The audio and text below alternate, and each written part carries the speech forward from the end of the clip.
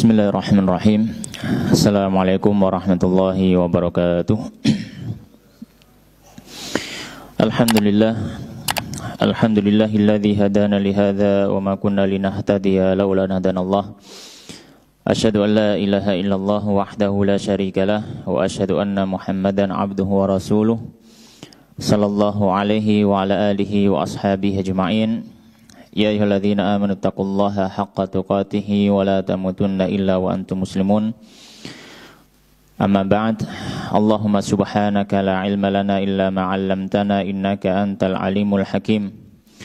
Wa tub 'alaina innaka antat tawwabur rahim. Allahumma faqihna fid din wa 'allimna ta'wil warzuqna al-ikhlas fil 'ilmi wal 'amal. Rabbi shrah li sadri wa yassir li amri wahlul 'uqdatan min lisani yafqahu qawli. Allahumma amin.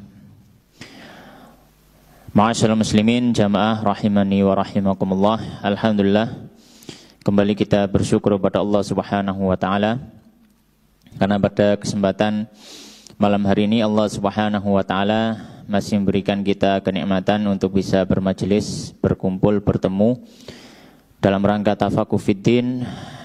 Dan kita masih melanjutkan mengkaji kitab Fathul Qaribil Mujib, syarah matan Ghayah wa Taqrib yang ditulis oleh Al-Imam Syekh Muhammad ibn Qasim Al-Ghazi Asy-Syafi'i rahimahullahu rahmatan wasi'ah, yang mana kitab ini adalah kitab fikih yang berlandaskan pada madhab Imam Syafi'i rahimahullahu ta'ala.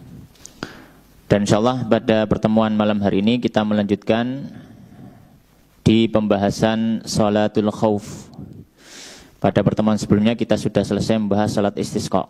Sekarang kita masuk ke pembahasan sholat khauf. Bismillahirrahmanirrahim. Qala al-musannifu rahimahullahu ta'ala wa nafa'ana bi ilmi fid dunya wal akhirah. Wa dakhalahu fasiha jannatihi wa taghammadahu bi rahmatihi. Allahumma amin. Faslun fi kaifiyati salatil khauf. Pasal dalam tata cara salat khauf. Maka di sini beliau akan menjelaskan tentang salat khauf. Maka beliau mengatakan qala wa inna ma afradahal musannifu, dan di sini musannif Imam Abu Syuja menyendirikan dalam pembahasan salat khauf minas salawat, dari salat-salat yang lain, bitarjamatin, dengan judul tertentu, li'annahu yahtamilu fi iqamatil fardhi fil khawfi ma la yahtamilu fi ghairihi. Karena di dalam pembahasan ini ada hal-hal ya yang bisa dilakukan dalam salat khauf yang tidak bisa dilakukan di salat selain salat khauf. Maka di sini beliau menyampaikan kepada kita bahwasanya salat khauf ini berbeda dengan salat pada umumnya. Dari mana sudut perbedaannya? Karena di dalam salat khauf ada aturan-aturan tata cara yang berbeda dari salat normal. Yang mana kalau dalam kondisi selain khauf, maka tata cara ini tidak boleh dilakukan. Dan kalau misalkan dilakukan, bisa berdampak kepada pembatalan sholat. Di antaranya nanti kita akan lihat, di antaranya kalau orang sholat khauf, ya, mereka boleh untuk sholat dengan tidak menghadap kiblat. Maka kalau dalam kondisi normal tidak boleh orang sholat tidak menghadap kiblat. Dalam kondisi tidak dalam khauf, ya. Atau misalkan sholat dengan berjalan, ya, maka ini tidak diperbolehkan. Atau sholat dengan gerakan, maka ini tidak diperbolehkan di luar sholat khauf. Oleh karenanya di sini beliau akan bahas secara spesifik, ya, tentang masalah sholat khauf ini. Maka apa yang disampaikan oleh Imam Abu Syuja dalam matan Taqrib dan disyarah oleh Fathul Qarib, disebutkan ya ada 3 bentuk salat khauf. Ada 3 bentuk salat khauf. Namun yang mu'tamad dalam mazhab Syafi'i ada 4 bentuk salat khauf yang dipilih oleh Imam Syafi'i. Meskipun dalam mazhab yang lain atau para ulama menyampaikan ada kurang lebih 6 tata cara. Bahkan sebagian ada yang mengatakan lebih daripada 6 tata cara salat khauf. Akan tapi kalau kita bahas satu persatu secara rinci, maka ini pada pembahasan yang lain. Ya. Tapi 3 cara yang disebutkan oleh musannif di sini sudah mencukupi untuk kita. Maka beliau mengatakan qala wa salatul khaufi, dan salat khauf ini anwa'un katsiratun, ada jenis yang banyak, dalam artian banyak sekali caranya. Bahkan beliau mengatakan tablughu sittata adrubin, mencapai 6 cara untuk salat khauf. Kama fi sahih Muslim, sebagaimana disebutkan dalam Sahih Muslim, disebutkan satu persatu. Ya, disebutkan satu persatu. Iktasaral musannifu minha, dan penulis di sini mencukupkan diri dari 6 model tadi ala salasati adrub. Beliau pilih 3 model, 3 cara. Maka 3 cara ini perlu kita sampaikan. Ya. Dalam salat khauf, ya namanya salat khauf ini salat dalam peperangan ya. Maka ada 3 kondisi dalam peperangan. Ada 3 kondisi dalam peperangan. Kondisi pertama, kaum muslimin dalam posisi sedang saling mengintai, belum menyerang dengan jarak dekat. Ya, sedang dalam posisi saling mengintai, perang belum berkecamuk.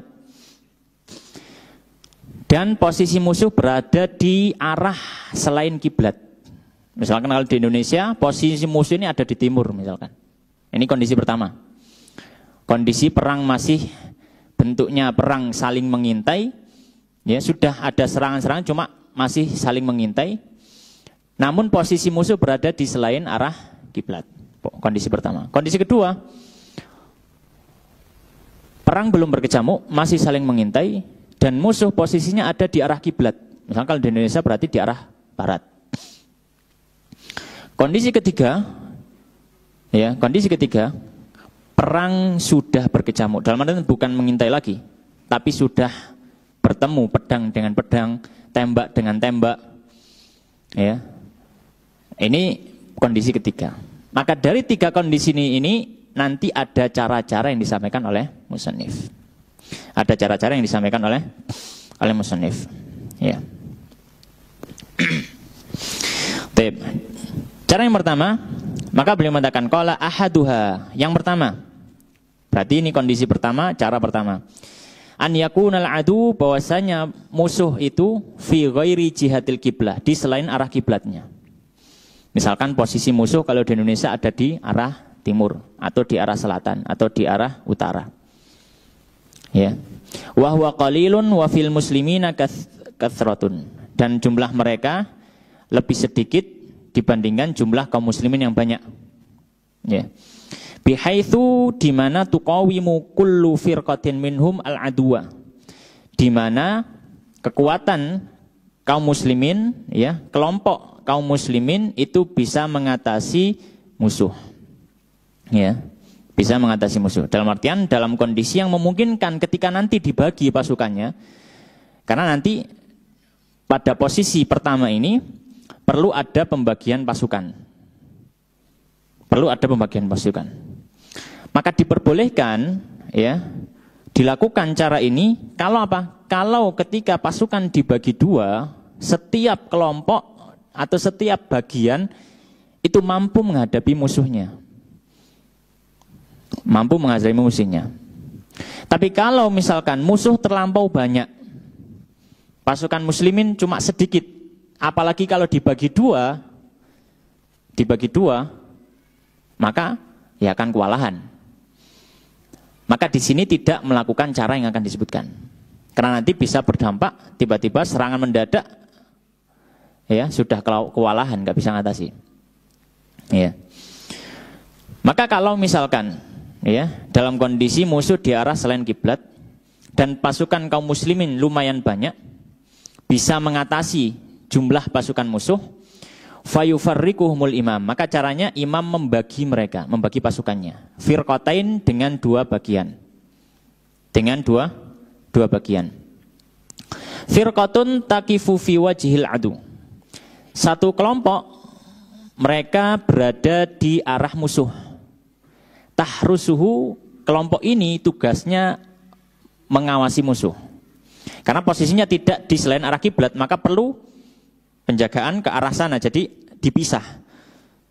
Maka pasukan pertama mereka pergi ke arah musuh, kemudian mengawasi. Wa firqatun, dan kelompok berikutnya atau kelompok kedua, takifu khalfahu, mereka berdiri di belakangnya ai al-imam, yaitu imam, pemimpin, untuk melaksanakan sholat. Ya. Fayusalli, maka imam sholat mengimami bil firqatil lati khalfahu, mengimami sholat kelompok yang bersamanya, yang di belakangnya, rakaatan, 1 rakaat. Ya. Maka imam bertakbiratul ihram, diikuti jamaah di belakangnya. Kemudian ruku, kemudian i'tidal, kemudian sujud, kemudian duduk di antara 2 sujud, kemudian sujud, kemudian berdiri. Ya. Kemudian setelah berdiri di rakaat kedua, beliau mengatakan tsumma ba'da qiyamihi, lalu setelah imam bangkit li rakaat tsaniyah, di rakaat kedua, tutimmu, pasukan tadi ya, li nafsiha, melengkapi untuk diri mereka sendiri, bagi yata sholatiha, sholat mereka. Mereka berpisah dengan imam. Jadi imam tetap berdiri dalam kondisi dia menunggu sampai orang-orang di belakangnya selesai menyempurnakan sholat mereka sendiri. Ya. Maka misalkan sholatnya 2 rakaat, pasukan yang di belakangnya ikut 1 rakaat bersama imam, kemudian imam berdiri saja, pasukan belakang langsung melanjutkan sendiri, mufarokoh, berpisah dari imam. Mereka rukuk sendiri, i'tidal sendiri, sampai tasyahud akhir selesai. Watamdi, kemudian berlalu ba'da faragi sholatiha, setelah selesai dari sholat mereka, ila wajhil adu, ke posisi arah musuh. Ya, tujuannya apa? Tahrusuhu, menjaga musuh menggantikan pasukan pertama. Ini posisi imam masih berdiri di rakaat kedua. Jadi posisi imam masih berdiri di rakaat kedua. Setelah gantian yang jaga, maka pasukan pertama datang. Mereka berada di belakang imam, kemudian beliau mengatakan wa ta'ti ta'ifatul ukhra, dan datang kelompok yang lain, allati kanat harisatan fi raqatil ula, yang mereka sebelumnya menjaga di rakaat pertama.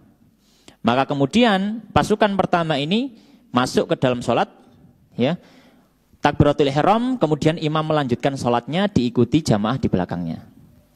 Maka ketika ini posisinya imam berarti rakaat kedua, jamaah rakaat pertama. Ya.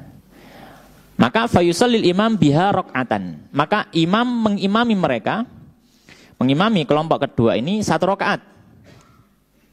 Fa idza jalasal imam, dan ketika imam duduk li tasyahud, untuk tasyahud tufarikuhu, maka jamaah ini memisahkan diri, kemudian mereka menambahi 1 rakaat. Jadi imam di sini dengan jamaah yang kedua, dia nunggu dalam posisi duduk tasyahud. Ya. Ketika duduk tasyahud, imam tidak salam dulu.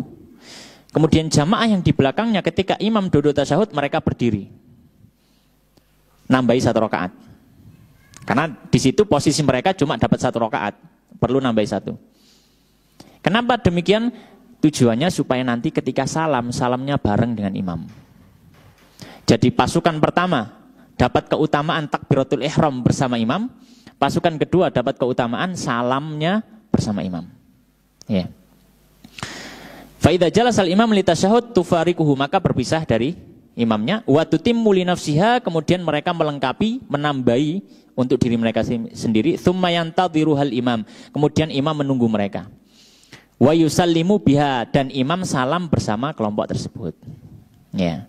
Ini tata cara pertama. Tata cara pertama. Dan ini dalam posisi apa? Musuh berada di arah selain kiblatnya. Dan beliau mengatakan wa hadhihi sholatu Rasulillah sallallahu alaihi wasallam bidzatir riqa'. Dan ini adalah sholatnya Nabi ketika dalam perang Dzatur Riqa'. Ada sebuah perang yang dijalankan oleh Nabi dan para sahabat, namanya perang Dzatur Riqa'. Ketika perang Nabi sholat khauf, tata caranya seperti ini. Ya. Tata caranya seperti ini. Summiyat bidzalika, dan perang ini dinamakan Dzatur Riqa'. Riqa' itu artinya berasal dari kata ruk'ah, jamaknya riqa'. Ruk'ah itu sobekan kain. Ya. Kenapa kok dinamakan perang Dzatur Riqa'? Sumiyat bidzalik li'annahum rakka'u fiha rayatahum. Ya. Karena di perang itu mereka sempat merobek-robek bendera mereka karena ada kebutuhan. Wakila ghairi dzalik, dan ada yang mengatakan alasannya selain tersebut. Ya. Taib. Kemudian ma'asyiral muslimin jamaah rahimani wa rahimakumullah, ya.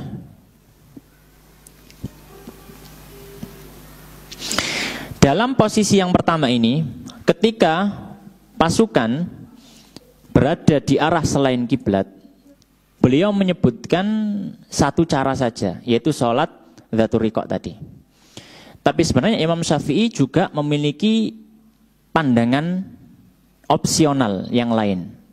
Bisa juga dengan cara Dzatur Riqa', tapi ada juga sholat tata cara yang lain yang dibahasakan, diistilahkan dengan tata cara sholat batni nakhl.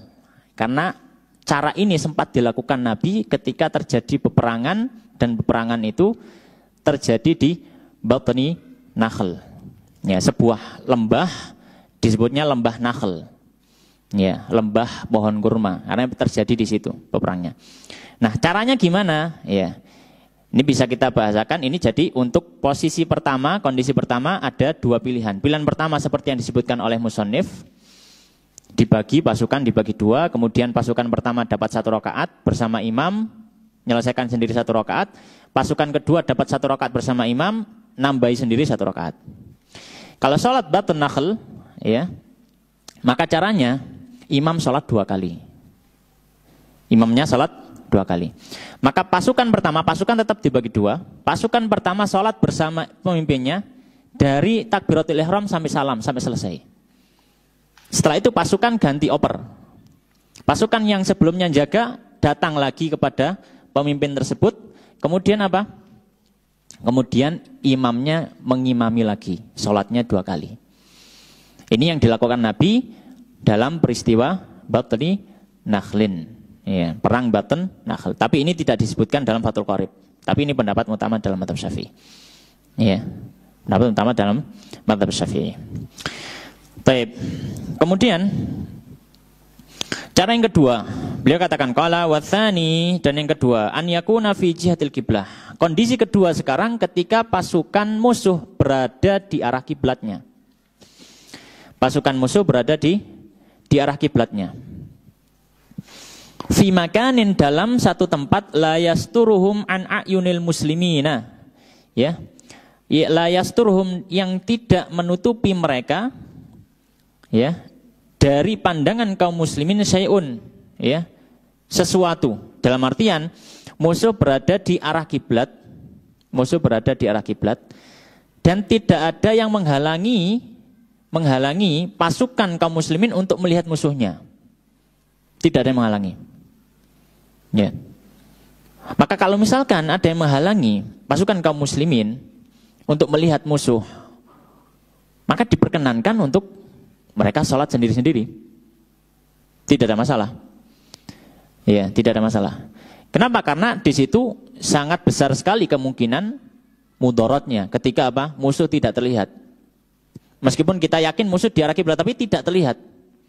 Ya. Misalkan di hutan, perangnya di hutan. Sangat mengkhawatirkan bisa jadi musuh kemudian oper posisi, kita nggak tahu. Maka kondisi kedua ini dilakukan, ya, tata cara sholat berjamaah ini dilakukan kalau dalam posisi musuh terlihat. Ya, kalau tidak terlihat maka secara asal kita boleh untuk sholat sendiri-sendiri. Ya. Maka kondisi kedua, musuh berada di arah kiblat dan tidak ada yang menghalangi kaum muslimin untuk memandang pasukan musuh. Wa fil muslimina kasratun, dan di dalam diri kaum muslimin, ya, ada jumlah yang banyak, tahtamilu tafarruqahum, yang memungkinkan mereka ketika pembagian pasukan itu bisa menghadapi pasukan musuh. Dalam artian, Ya, dalam artian pasukan muslimin memiliki jumlah yang cukup banyak sehingga apa? Sehingga ketika pasukan nanti dibagi dua masih bisa mengatasi pasukan musuh. Tapi kalau jumlah pasukan kaum muslimin sedikit, sama seperti kondisi sebelumnya. Jumlah pasukan kaum muslimin sedikit, kalau dibagi dua nggak ngatasi, ya, untuk menghadapi musuh, maka di sini tidak dilakukan sholat tersebut. Maka mereka secara asal boleh untuk apa? Sholat sendiri-sendiri. Ya. Ya, mungkin akan timbul pertanyaan, berapa jumlah perkiraan dianggap kaum muslim itu banyak atau sedikit? Maka para fuqaha menyampaikan, ya, kalau misalkan pasukan kaum muslimin dibagi dua, dan setiap pasukan yang sudah dibagi itu paling tidak berhadapan dengan dua musuh. Jadi misalkan pasukan kita 200 orang. Ketika dibagi dua maka 100. Jumlah pasukan musuh 200. Maka ini dianggap kaum muslimin masih ngatasi. Maka boleh dipersilakan untuk melakukan sholat khauf ini. Kenapa? Ketika dibagi dua masih ngatasi. Satu muslim ngelawan 2 orang kafir. Ya. Tapi kalau sudah lebih dari itu, misalkan apa? Jumlah pasukan musuh 300, jumlah pasukan kita 200. Ketika dibagi dua, jumlah pasukan kita yang dibagi dua, pasukan pertama, berarti menghadapi 3 orang. Maka di sini dianggap jumlah kita sedikit. Tapi dari mana jumlah ini? Dari firman Allah Subhanahu wa taala dalam surat Al-Anfal ayat 66. Allah Subhanahu menyampaikan, "Al-ana khaffafallahu ankum wa 'alima anna fikum dha'fa, fa in yakun minkum mi'atun sabiratun yaghlibu mi'ataini." Allah menyampaikan, dan sekarang Allah memberikan keringan untuk kalian dan Allah mengetahui bahwanya kalian punya kelemahan, maka jika ada 100 dari kalian, 100 orang pasukan itu bisa mengalahkan 200 pasukan kafir. Ya. Bisa mengalahkan 200 pasukan kafir. Ya, yang awalnya 1 orang disuruh menghadapi 10 orang, kemudian diberikan keringanan 1 orang menghadapi 2 orang. Ya, karena 100 menghadapi 200 itu kan berarti 1 orang menghadapi 2 orang. Maka itu yang diberikan keringanan Allah Subhanahu wa taala, dianggap kalau jumlah kaum muslimin 1 itu menghadapi 2 orang, maka ini terbilang masih cukup. Tapi kalau lebih dari itu maka di luar dari apa yang sudah diberikan keringanan adalah Allah Subhanahu wa taala. Kembali ke sini, maka tata caranya bagaimana? Fayasuffuhumul imamu soffain. Maka imam membagi pasukan menjadi 2 sof. Ya, menjadi 2 sof. Mathalan, sebagai contoh. Kenapa sebagai contoh? Karena tidak harus 2 sof. Tergantung ijtihad daripada pemimpin. Kalau pasukannya lumayan banyak, bisa dibagi 4 sof, bisa dibagi 6 sof. Ya, tergantung nanti pasukan ini. Kelompok pertama, soft 1, 2, 3. Kelompok kedua, soft 4, 5, 6. Bisa. Jadi 2 soft ini hanya sebagai contoh saja. Caranya bagaimana? Wa yuharrimu bihim jami'an. Imam bertakbiratul ihram bersama jamaahnya. Seluruh pasukan ikut takbiratul ihram, masuk salat bersama. Imam rukuk, mereka ikut rukuk. Imam i'tidal, mereka ikut i'tidal. Semuanya. Ketika imam sujud, ada perbedaan. Di sini letak perbedaannya. Ya, di sini letak perbedaannya. Apa perbedaannya? Maka beliau mengatakan, fa idza sajadal imam, jika imam sujud fi raqatil ula, di rakaat pertama, sajada ma'ahu, sujud bersama imam ahadus saffain, salah satu dari 2 saf. Tidak boleh sujud semua.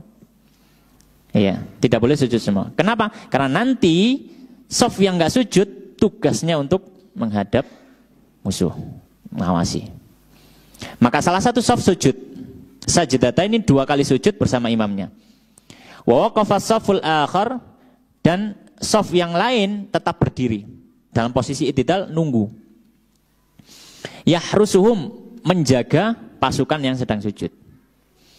Fa idza rafa'al imamu ra'sahu, jika imam sudah mengangkat kepalanya, dalam artian sudah bangkit ke rakaat kedua, baru pasukan yang menjaga baru sujud. Maka beliau mengatakan sajadu, maka mereka baru sujud, ya, walahikuhu, kemudian ngejar imamnya. Sujud, duduk, sujud, kemudian berdiri. Ini caranya. Begitu juga di rakaat kedua. Begitu juga di rakaat kedua. Ketika imam sujud di rakaat kedua, yang sujud hanya salah satu dari dua shaf. Kemudian ketika imam sudah duduk tasyahud akhir, baru di sini pasukan yang jaga ikut sujud. Duduk sujud, kemudian tasyahud akhir bersama imam. Maka beliau mengatakan wa yatasyahadul imamu, dan imam bertasyahud bisoffaini, dengan kedua shaf tersebut, wa yusallimu bihim, dan mengucap salam bersama dengan jamaah semuanya. Wa hadhihi salatu Rasulillah, dan ini adalah salatnya Nabi sallallahu alaihi wasallam bi Usfan, yang terjadi di Usfan, sebuah tempat yang pernah terjadi peperangan bersama Nabi, para sahabat dan Nabi bersama orang kafir. Di mana Usfan itu beliau mengatakan wahya qaryatun fi tariqil hajil misri bainaha wa baina Makkah marhalatan. Usfan ini adalah sebuah daerah, sebuah desa yang berada di jalannya orang-orang yang berangkat haji dari Mesir. Kalau mau berangkat haji akan lewat Usfan ini. Dan jarak antara Usfan dengan Mekah itu sekitar marhalatan, ya, dua marhalah, ya, sekitar dua marhalah. Sumyat bidzalika li usfis suyuli fiha, dinamakan demikian, dinamakan Asfan, ya, berasal dari kata usf. Usf itu maksudnya, maknanya adalah tarokum. Tarokum itu banyak, ya, bertumpuk-tumpuk.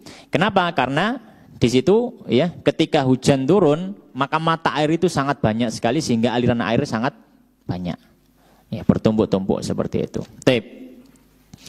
Ini kondisi yang kedua, yaitu ketika musuh berada di arah kiblat kita, ya.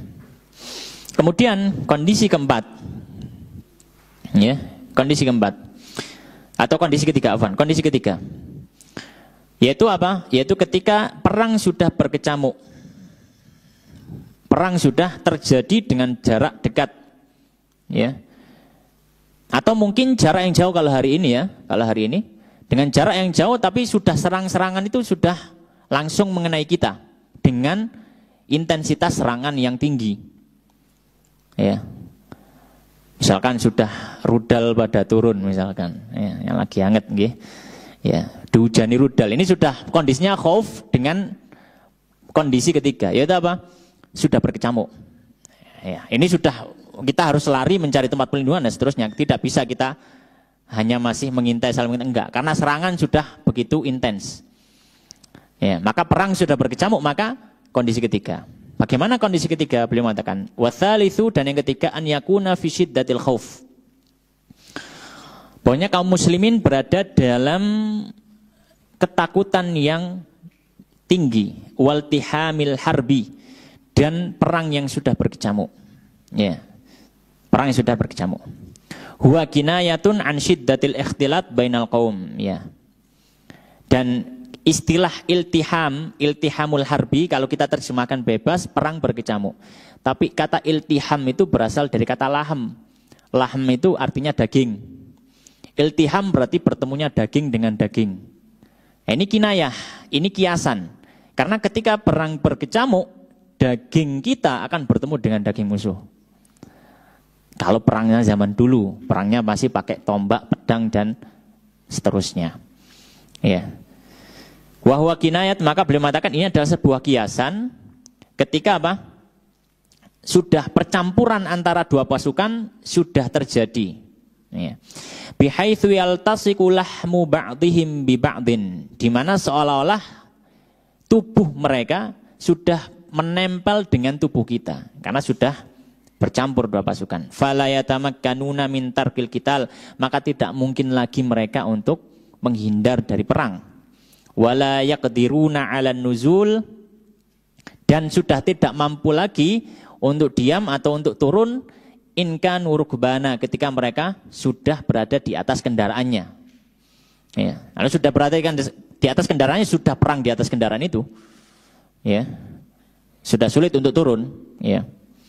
Wala 'alal inhirafi, ya. Dan juga tidak mungkin lagi untuk bisa berpaling inkan musyatan, jika mereka itu berjalan kaki. Dalam artian ya sudah kondisi perang sudah bercamuk. Maka tata caranya gimana? Maka beliau mengatakan fayusalli kullun minal qaum. Maka setiap orang sholat kaifa amkanahu, bagaimana dia bisa. Sholat semampunya. Sholat semampunya. Ya. Rajilan aimasyan, baik dia itu jalan, dalam kondisi jalan dia sholat. Aurakiban, atau dalam kondisi menaiki sesuatu. Dia naik kuda, dia naik tank, dia naik mobil apa, dia naik pesawat tempur misalkan, ya, dia naik apapun itu, ya, dia sholat ketika itu, mau jalan kaki atau naik sesuatu. Mustaqbilal kiblati wa ghaira mustaqbilin laha, baik dengan menghadap kiblat atau tidak menghadap kiblat, karena sudah tidak memungkinkan lagi, ya, ya, perang sambil apa, sambil mencari arah kiblat sudah sulit, karena ini taruhannya nyawa sudah.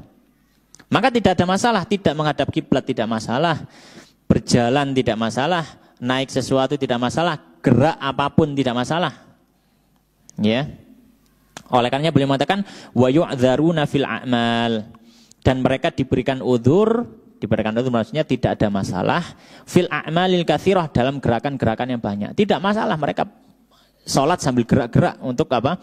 Menghindari serangan musuh atau menyerang musuh. Tidak ada masalah.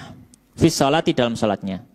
Kadarbatin mutawaliyatin, seperti pukulan yang bertubi-tubi. Misalkan dia sholat, ya, tapi tangannya sambil manah terus, atau tangannya sambil medang terus, atau tangannya sambil nembak terus, nggak ada masalah. Ya, maka ini tidak ada masalah. Hanya saja para fuqaha menambahkan, hanya saja semua, ya, perilaku ini dibolehkan dalam sholat khauf kecuali berbicara. Maka berbicara di dalam sholat khauf tetap menjadi pembatal sholat. Kenapa demikian?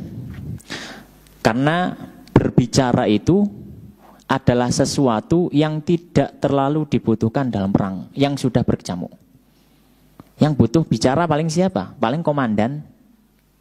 Tidak semua orang butuh bicara. Orang sudah sibuk, ya, menangkis, menyerang, bertahan, dan seterusnya. Maka kalau waktu dia sholat, dia sambil berbicara kepada temannya atau berteriak, maka dianggap batal sholatnya dan dia harus ulangi lagi. Ya. Kenapa? Karena berbicara dalam peperangan itu tidak terlalu dibutuhkan dan sangat jarang sekali terjadi ketika perang sudah berkecamuk. Dan kaidah mengatakan an-nadir la hukma lahu. Sesuatu yang sifatnya jarang terjadi tidak punya hukum tersendiri. Maka dia tidak membangun hukum baru. Dan juga kaidah yang disampaikan Imam Syafi'i rahimahullah ta'ala. Beliau menyampaikan al-amru idza dhaqat tasa'a wa idza tasa'a dhaqa. Perkara agama itu ketika dia memiliki sisi sempit, maka dia akan diberikan keluasan-keluasan. Dalam konteks yang kita bicarakan, kalau orang sholat, maka tidak boleh secara asal bergerak, ya, dengan gerakan-gerakan yang banyak yang itu membatalkan sholat. Atau tidak boleh dengan tidak menghadap kiblat. Tapi dalam konteks perang yang sudah berkecamuk, ini suatu hal yang akan menyempitkan, tidak akan memungkinkan. Maka diberi keluasan oleh syariat. Akan tetapi kata Imam Syafi'i juga, wa idat tasa'adoko, dan kalau dia memiliki sisi luas akan disempitkan juga. Jadi tidak dibiarkan seluas-luasnya. Tidak bisa dibiarkan seluas-luasnya. Maka mana yang memungkinkan untuk tetap dikerjakan. Yang tidak memungkinkan baru diberikan uzur. Ya, oleh karenanya para fuqaha menyampaikan gerakan banyak diberikan uzur karena tidak mungkin menghindari dalam perang. Menghadap kiblat diberikan uzur, tapi kalau berbicara tidak diberikan uzur. Ya. Taib wallahu taala alam. Kemudian, ma'asyiral muslimin jamaah rahimani wa rahimakumullah. Dalam pembahasan salat khauf, termasuk kebiasaan para fuqaha membahas setelahnya pembahasan tentang berpakaian, fikih berpakaian dan berhias diri. Ya, fikih berpakaian dan berhias diri. Mengapa demikian? Ya, mengapa demikian? Karena di dalam beberapa kasus yang terjadi, wabil khusus, secara khusus ya, dalam kasus laki-laki memakai sutra, ya, Maka di sini ada beberapa hadis yang diriwayatkan dari beberapa sahabat yang mana menyebutkan hukum asalnya laki-laki tidak boleh memakai sutra. Akan tetapi ada beberapa sahabat yang diberikan keringanan untuk boleh memakai sutra karena mereka gatal-gatal. Ada beberapa sahabat, ya. Nah, dan pertanyaan itu diajukan kepada Nabi ketika terjadi peperangan. Konteksnya ketika terjadi peperangan. Iya. Termasuk juga, ya, pada dasarnya seorang laki-laki tidak diperbolehkan mempergunakan emas. Namun dalam beberapa kondisi mereka bisa menggunakan emas. Sebagai contoh, ada seorang sahabat yang dia karena sebab perang hidungnya terpotong. Kemudian dia bertanya kepada Nabi, kalau saya ini pakai perak maka bau, ya, menimbulkan bau yang tidak sedap, berdampak kepada bau tersebut. Maka akhirnya dia pakai emas, hidungnya diganti dengan bahan emas. Maka diberikan keringanan oleh Nabi, dan itu sebabnya karena perang. Oleh karenanya para ulama membahas pembahasan perhiasan, berhias diri dalam berpakaian dan semacamnya pada pembahasan sholat khauf karena beberapa riwayat terjadi yang berhubungan dengan peperangan. Taib. Maka ma'asyiral muslimin jamaah rahimani wa rahimakumullah. Beliau mengatakan qala faslun, pasal yang baru fil libasi, dalam berpakaian. Dalam pembahasan berpakaian. Maka di sini kita akan sebutkan apa yang disampaikan oleh musannif dalam poin-poin masalah, ya, poin-poin masalah. Ada beberapa masalah yang disampaikan oleh musannif rahimahullah taala, tapi di sini kita berikan landasan dasar dulu. Apa landasan dasarnya? Hukum asal, seorang muslim boleh memakai semua jenis pakaian. Ya. Hukum asalnya, seorang muslim boleh memakai semua jenis pakaian ataupun perhiasan. Ini hukum asalnya. Kenapa? Karena ini masuk dalam ranah duniawi. Dan hukum asal dalam masalah duniawi adalah mubah. Hukum asalnya. Akan tetapi ada masalah-masalah yang menjadi pengecualian sehingga itu tidak diperbolehkan. Entah itu dari pakaian atau dia dari perhiasan. Ya. Maka masalah-masalah ini yang akan disampaikan oleh musannif rahimahullah taala. Maka beliau menyebutkan masalah yang pertama.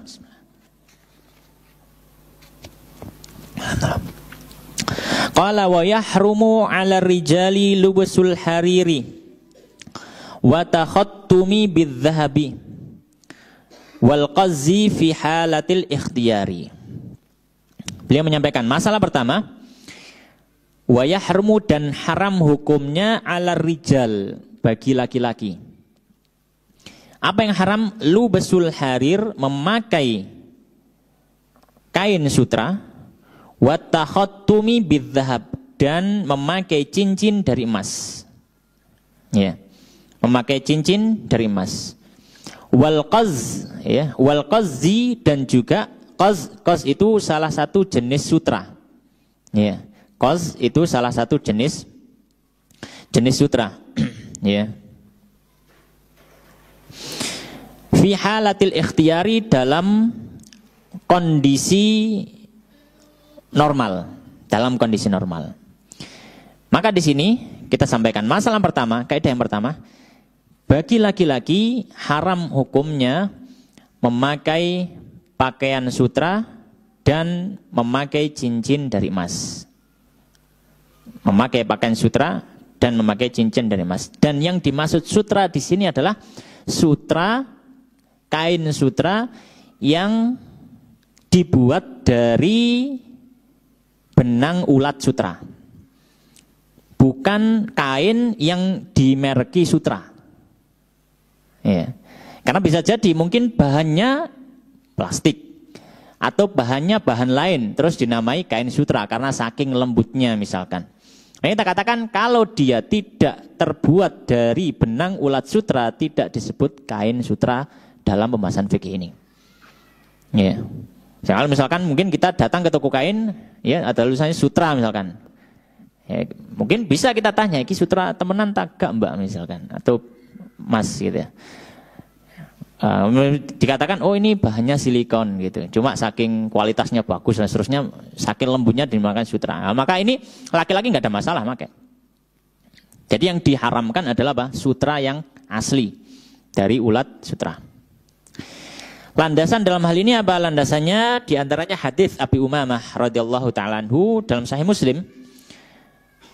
Bahwasanya Nabi SAW menyampaikan man labisal harir fid dunya lam yalbasu fil akhirah. Siapa yang memakai sutra di dunia, dia tidak akan memakai di akhirat. Iya.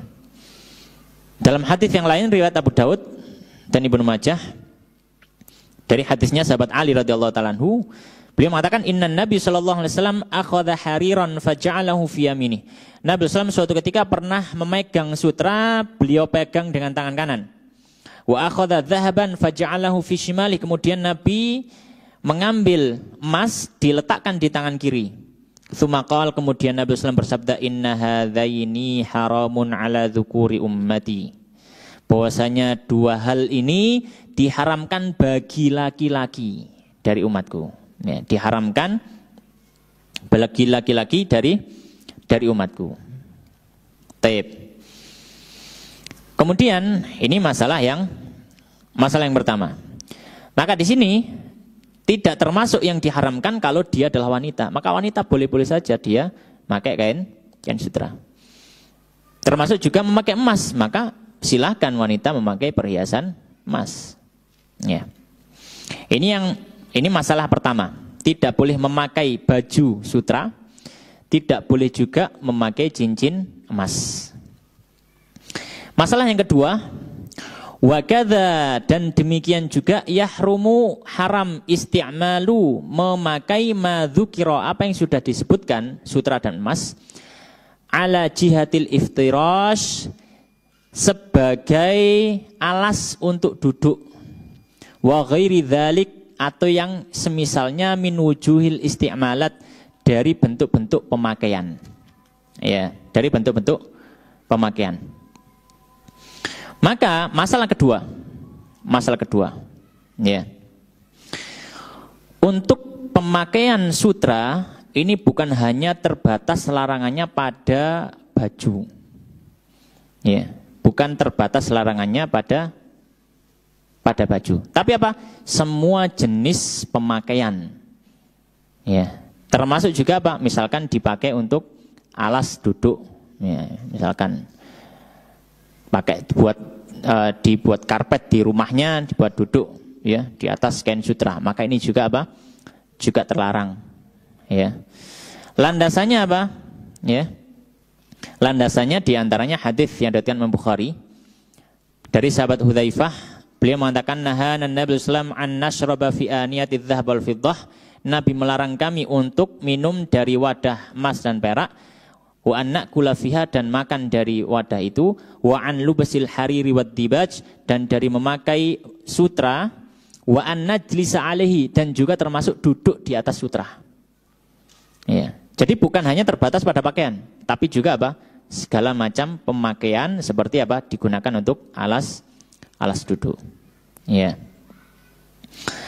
Baik. Akan tetapi dalam masalah kedua ini, apakah tidak ada pengecualian dalam pemakaian sutra? Apakah tidak ada pengecualian dalam pemakaian sutra? Maka ada beberapa pengecualian dalam pemakaian sutra atau dalam perhiasan emas atau perak. Ya, perhiasan emas atau perak. Di antara pengecualiannya apa? Yang pertama yang dikecualikan, beliau mengatakan qala wa yahillu lirrajuli wa yahillu lirrijali, dan dihalalkan bagi laki-laki lubesuhu, memakai sutra, liddarurati, karena kedaruratan, kaharrin, seperti panas, wabardin, atau dingin, muhlika, ini yang bisa memberikan mudarat, ya, yang bisa memberikan mudarat. Maka pengecualian pertama, ya, pengecualian pertama dalam masalah keharaman sutra dan emas, ya, bagi laki-laki adalah ketika akan menimbulkan mudarat kalau tidak memakai sutra. Ya, seperti beliau berikan contoh dalam kondisi panas atau dingin, dia harus menutup tubuhnya dan tidak ada penutup kecuali kain sutra. Maka di sini boleh. Kenapa? Darurah. Dan kaidah mengatakan ad-darurat tubihul mahdhurat. Kedaruratan itu bisa menghilangkan hukum haram dari sesuatu. Ya, hukum haram dari sesuatu. Ya. Yang kedua, dihalalkan juga, tapi tidak disebutkan di kitab, kita tambah sendiri. Dihalalkan juga memakai kain sutra bukan dalam kondisi darurat, tapi dalam kondisi kebutuhan. Ada beda antara darurat dengan kebutuhan. Kalau darurat itu sesuatu yang bisa mengancam nyawa, yang bisa menimbulkan dampak yang buruk bagi fisik atau harta atau kehormatan. Ini darurat. Tapi kalau hajah kebutuhan, ya, hajat atau kebutuhan, maka tidak sampai derajat itu. Tapi dia butuh. Contohnya para ulama memberikan contoh, kalau misalkan dia gatal-gatal. Dan ini terjadi pada sahabat. Ya. Sebenarnya kalau dia pakai pakaian biasa, ya, itu juga bisa. Cuma agak gatal gitu aja. Nah, ini tidak sampai derajat darurat, tapi kebutuhan. Maka ini juga dibolehkan. Ada landasannya, sebagaimana dalam hadisnya sahabat Anas radhiyallahu ta'ala anhu, beliau mengatakan anna Nabi sallallahu alaihi wasallam rakhasa li Abdurrahman bin Auf wa Zubair fi qamisin min harir min hikkatin kanat bihima. Nabi sallallahu memberikan keringanan bagi Abdurrahman bin Auf dan sahabat Zubair bin Awam radhiyallahu ta'ala anhuma untuk memakai sutra. Kenapa? Karena keduanya ini punya alergi. Gatel-gatel, kain murahan gatel-gatel, njaluke sing larang. Ya. Maka pakainya sutra, diberikan keringanan oleh Nabi Sallallahu Alaihi Wasallam. Ya, dan ini masuk hajat. Masih dalam pembahasan pengecualian dari masalah yang kedua, di mana seorang laki-laki diharamkan untuk memakai sutra, memakai perhiasan emas, atau juga dikiaskan kepada emas perak, ya. Maka di sini ada pengecualian, ya. Yang pertama tadi dibolehkan memakai sutra jika ada kedaruratan yang bisa mencelakakan jiwanya atau bisa berdampak buruk pada harta atau kehormatannya. Yang kedua dikecualikan jika ada hajat. Hajat ini kebutuhan namun tidak sampai derajat darurat. Ya, ini hajat, ya, kebutuhan.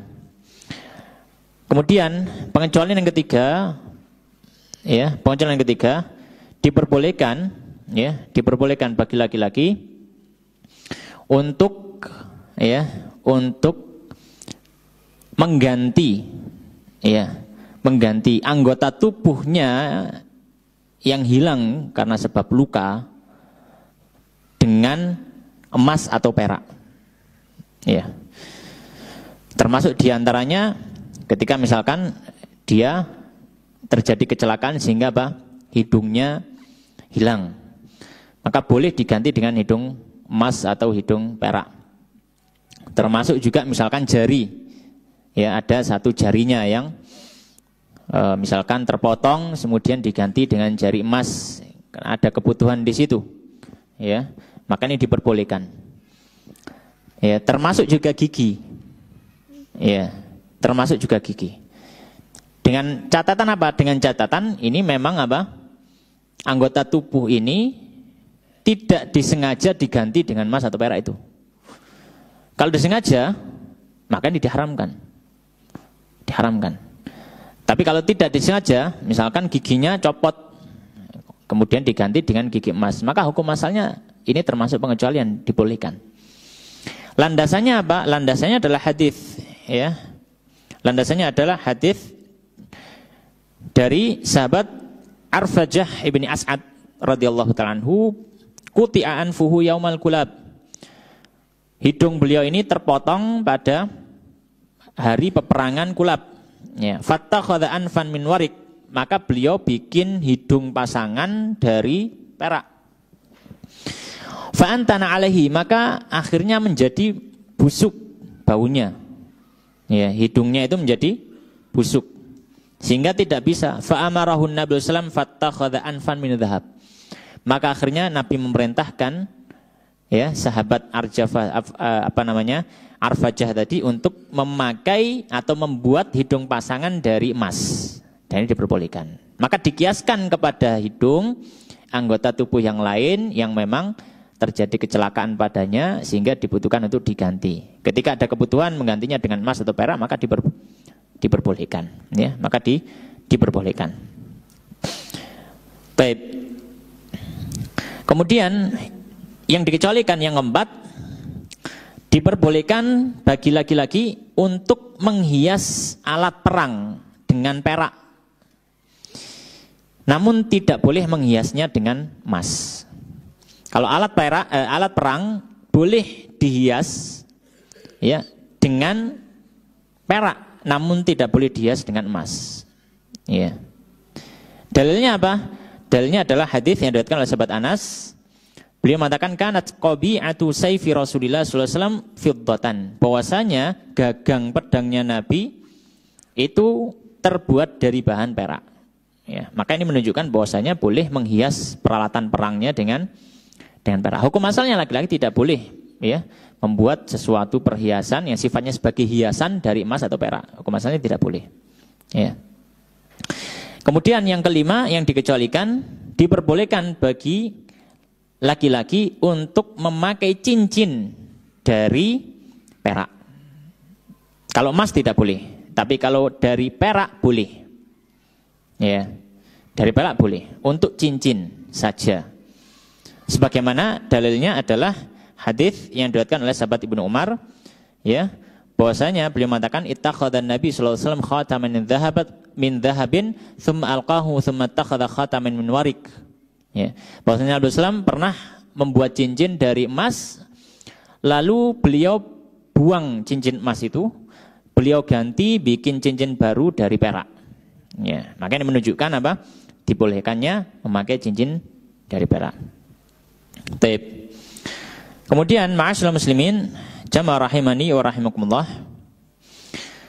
Di antara catatan yang lain sebagai tambahan faedah, ya, sebagai tambahan faedah tentang masalah bagaimana kalau laki-laki memakai perhiasan tidak terbuat dari emas, tidak terbuat dari perak, namun dipakai perhiasan di tubuhnya. Misalkan laki-laki pakai kalung, laki-laki pakai anting, bukan emas, bukan perak. Maka para fuqaha mengatakan hukumnya juga diharamkan. Karena ada sisi tasyabbuh bin nisa, sisi menyerupai wanita. Ketika memakai perhiasan-perhiasan yang menjadi kekhasan wanita, yaitu apa? Yaitu kalung, anting, gelang kaki, gelang tangan. Ya, kecuali kalau misalkan memang adalah yang dikecualikan. Misalkan cincin dikecualikan, Nabi SAW memakai cincin. Ya. Dan kalau misalkan hari ini jam tangan, maka ini bukan perhiasan, dia lebih kepada fungsi. Ya, dia bukan sebagai perhiasan, tapi lebih kepada fungsi. Maka ini diharamkan. Dan ini disampaikan oleh para fuqaha, diantaranya bisa kita lihat dalam Fatawal Kubronya Al-Imam Ibnu Hajar Al-Haytami Asy-Syafi'i. Ya, beliau punya buku fatwa klasik, ya, 2 jilid kalau nggak salah. Judulnya Fatawa Al-Fiqhiyah Al-Kubra, fatwa-fatwa fikih, ya, atau kumpulan fatwa-fatwa fikih. Ya, beliau sampaikan di situ bahwanya, ya, kalau memakai perhiasan bagi laki-laki yang menjadi kekhasan wanita, maka ini termasuk hal yang dilarang. Hendaknya apa? Dihindari. Taib. Kemudian ma'asyiral muslimin jamaah rahimani wa rahimakumullah. Kemudian masalah yang ketiga. Kita kembali ke kitabnya. Masalah yang ketiga, qala al-musannifu rahimahullah ta'ala wa yahillu lin-nisa'i lubasul harir wa iftirashuhu. Dan dihalalkan bagi wanita memakai sutra ataupun duduk di atas sutra. Ya, ini masalah yang ketiga. Maka keharaman pemakaian kain sutra hanya berlaku bagi laki-laki. Kalau wanita mutlak diperbolehkan, ya, baik dipakai untuk pakaian atau dipakai sebagai alas duduk, ya, atau sebagai alas tidurnya. Maka bagi wanita diperbolehkan. Karena sebagaimana dalam hadis yang sudah kita sebutkan tadi, ketika Nabi SAW menyampaikan memegang kain sutra dan emas, beliau mengatakan hadzani fa inna hadzaini haramun ala dzukuri ummati. Bahwasanya dua hal ini diharamkan bagi laki-laki dari umatku. Kalau wanita maka diperbolehkan. Masalah yang keempat, ya, beliau mengatakan masalah yang keempat, wa yahillu lil wali ilbasus sabi al harira qabla sab'i sinin wa ba'daha. Masalah keempat apa? Diperbolehkan, dihalalkan bagi seorang wali dari anak laki-laki untuk memakaikan kain sutra ke anak laki-laki yang belum balik. Diperbolehkan, hukumnya halal. Anak laki-laki belum balik tapi ya, memakai kain sutra, ya, sebelum berumur 7 tahun, ya, atau setelah umur 7 tahun selama dia masih belum balik, masih diperbolehkan untuk memakai kain sutra. Alasannya apa? Alasannya karena anak yang belum balik masih belum disebut mukallaf. Mukallaf artinya belum diberikan beban syariat. Maka tidak berlalu khitabus syar'i kepada mereka. Baik. Kemudian masalah yang kelima. Ya, masalah yang kelima. Wa qaliludz dzahabi wa katsiruhu. Ya. Dan sedikitnya emas ataupun banyaknya emas tersebut ai isti'maluhuma dalam pemakaian fit tahrimi dalam pengharaman sawaun sama saja. Maka masalah yang kelima, pengharaman emas bagi laki-laki ini mutlak. Dalam artian mau sedikit emasnya atau mau banyak, hukumnya sama-sama haram.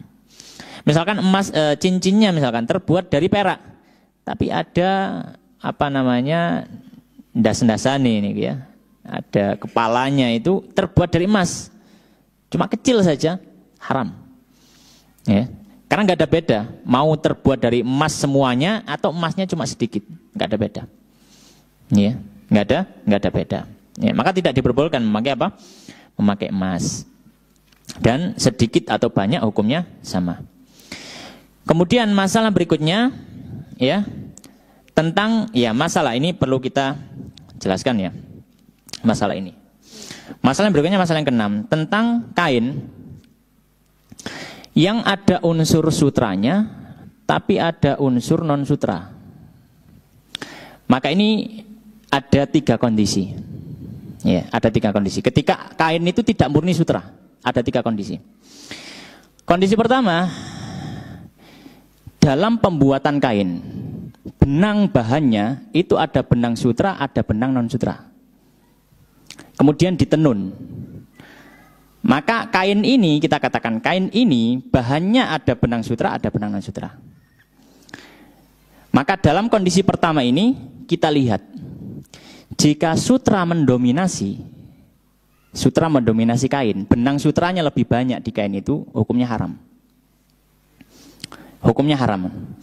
Kenapa? Karena ketika sutra mendominasi, bisa kita katakan ini kain sutra. Ya, ini kain sutra. Karena yang mendominasi berarti itu yang menjadi ya nama daripada sebuah benda.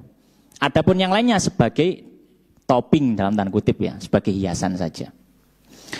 Tapi kalau non sutranya yang mendominasi, maka dia dihalalkan dan dia tidak dianggap sutra. Kenapa? Karena di sini tidak bisa dikatakan kain itu kain sutra. Kenapa? Karena bahan non sutranya yang mendominasi. Ya. Baik, ini kondisi pertama. Jika apa? Jika kain itu terbuat bahan bakunya dari benang sutra dan benang non sutra. Sekarang kondisi kedua. Kain itu murni non sutra. Murni non sutra. Namun setelah dijahit jadi pakaian, diberi hiasan, diberi motif, sehingga dia ngambil sebagian kain sutra untuk ditambahkan sebagai motif daripada pakaian itu, ditempelkan gitu. Misalnya pakaian seperti ini kemudian dibuat garis, tapi garisnya ini ngambil dari kain sutra, misalkan, ya, misalkan seperti itu. Maka di sini para fuqaha menyampaikan, ya, kalau kain sutra yang dipakai untuk modifan tadi lebarnya, ya, tidak melebihi dari ukuran 4 jari tangan, diperbolehkan memakai baju itu. Kalau modifan dari tambahan kain sutranya tadi melebihi lebarnya, melebihi dari ukuran 4 jari tangan, maka diharamkan memakai pakaian itu. Ya, memakai pakaian itu diharamkan. Dalilnya apa? Dalilnya adalah hadis riwayat Muslim. Bahwasanya apa?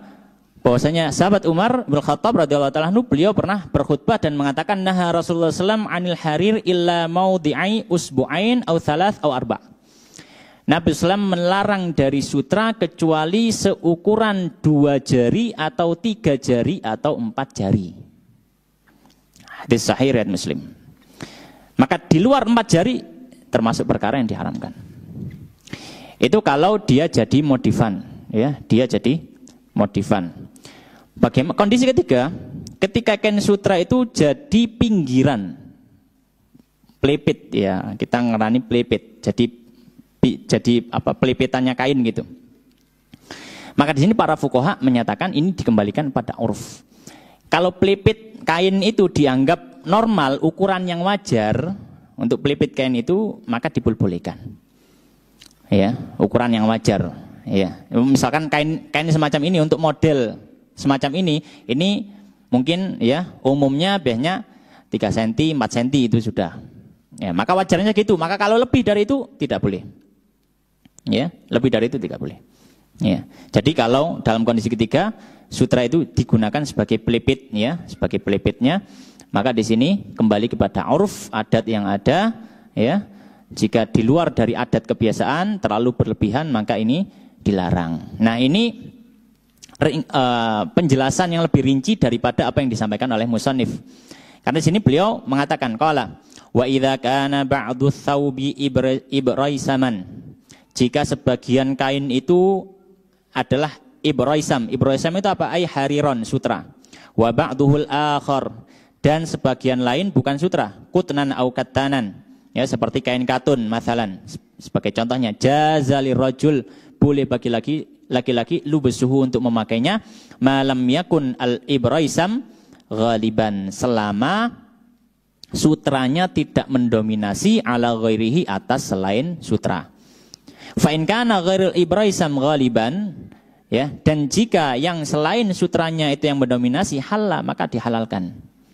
Wa kadza inistawaya fil asah, demikian juga kalau jumlahnya sama, ya, jumlahnya sama antara bahan dari benang non sutra dan benang sutranya sama jumlahnya, maka dalam pendapat yang paling sahih dalam mazhab Syafi'i, karena ada 2 pendapat, ada yang mengatakan haram, tapi pendapat yang lebih kuat mengatakan halal ketika apa? Jumlahnya sama. Ini beliau sampaikan secara umum, secara rinci sudah saya sampaikan tadi dengan tambahan-tambahan yang tidak disebutkan di kitab.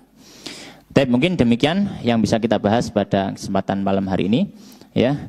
Wallahu ta'ala alam wa sallallahu wa sallim wa barik ala nabina Muhammadin wa ala alihi wa ashabihi ajma'in. Kita tutup dengan doa kafaratul majlis. Subhanakallahumma wa bihamdika asyhadu an la ilaha illa anta astaghfiruka wa atubu ilaik. Wa akhiru da'wana alhamdulillahirabbil alamin. Assalamualaikum warahmatullahi wabarakatuh.